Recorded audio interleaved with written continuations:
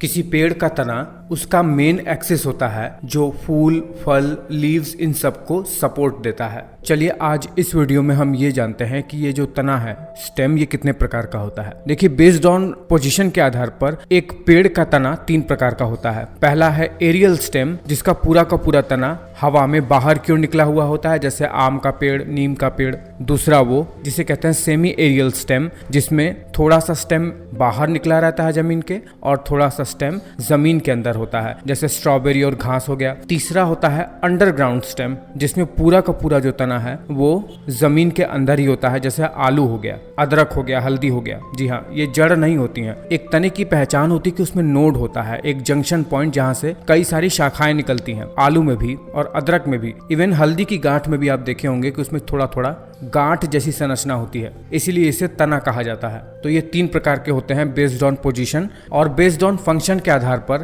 तना 4 प्रकार का होता है। एक वो तना जो पत्तियों के अलावा खुद तना भी जिसमें फोटोसिंथेसिस कर सकता है, जिसे फोटोसिंथेटिक स्टेम कहते हैं। इसका सबसे अच्छा उदाहरण होता है कैक्टस। दूसरा वो जो फूड को स्टोर करता है अपने अंदर, वाटर हो गया या फिर कई सारे न्यूट्रिएंट्स को, स्टार्च वगैरह को, जिसे कहते हैं स्टोरेज स्टेम, जैसे आलू हो गया, अदरक हो गया। और तीसरा होता है सपोर्टिव स्टेम, जो हेल्प करता है एक पौधे को चढ़ने में या फिर स्टैंड होने में, जैसे मटर का जो पौधा होता है वो। चौथा होता है रिप्रोडक्टिव स्टेम, जिसके तने को काटकर अगर आप जमीन पे लगा दो तो वो नया पौधा बन जाता है, जैसे मिंट हो गया, जैसे गुलाब का पेड़ हो गया। और एक तीसरे प्रकार से क्लासिफिकेशन इसका कर सकते हैं कि ट्री स्पेसिफिक स्टेम टाइप, जिसमें जो पेड़ या पौधे का स्टेम होता है, तना, वो लकड़ीदार होता है, हरा हरा नहीं होता है, जिसके लकड़ियों को काटकर बहुत सारे फर्नीचर के काम में लिया जा सकता है। जैसे एक होता है वुडी ट्रंक, बहुत ही मजबूत होता है और मोटा होता है, जैसे नीम का पेड़ हो गया। एक उस टाइप का